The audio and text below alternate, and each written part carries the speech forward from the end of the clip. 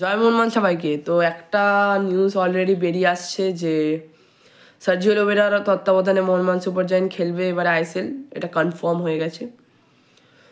তো সার্জিও লোবেরার আন্ডারে Sergio Lobera কি কোনো নতুন অ্যাটাকিং মিডফিল্ডার আনবে বা সিডিএম আনবে? দেখুন, আমার তো মনে হয় একটা প্রপার সিডিএম ফরেনার প্লাস একজন প্রপার অ্যাটাকিং মিডফিল্ডারের দরকার।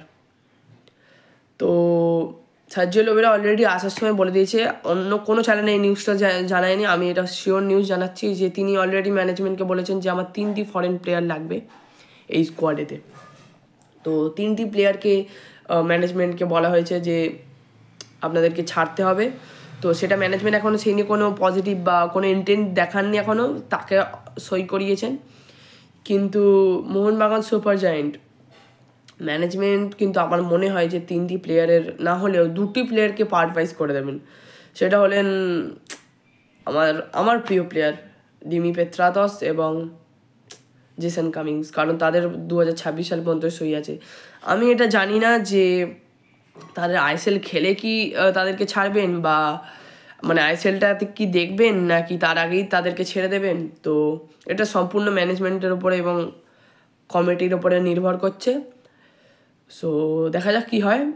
কিন্তু হ্যাঁ, একটা প্লেয়ার কনফার্ম 3জনের মধ্যে যে বলেছেন সার্জিও লোবেরা, সেটা হচ্ছে আমাদের হুগো বুমোস আবার মোহনবাগানে জার্সি পড়তে চলেছে, কথাটা মিলিয়ে নেবেন আপনারা।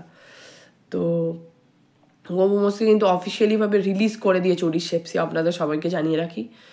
কারণ হুগো বুমোস ওডিশা এফসির ম্যানেজমেন্টকে জানিয়েছিলেন আমার ক্যারিয়ারটা নষ্ট হতে পারে, কারণ এখন আইএসএল হচ্ছে না, ওডিশা এফসির হয়ে তিনি একটা ক্লাবে খেলতে পারছেন না। তো দেখা যাক কি হয়, বাকি দুজন কাকে আনে।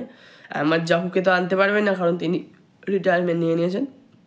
সিডিএম আমার মনে হয় না যে সার্জিও লোবেরা আনবেন। একটা প্রপার আমার মতে মানে কি বলবো, পার্সোনাল মতে হুগো বুমোসকে আনলেই চলবে, আর কাউকে লাগবে না। একটা ফরেনারকে সাব করে দিতে পারে মোহনবাগান ম্যানেজমেন্ট, আমি এটাও চাইবো।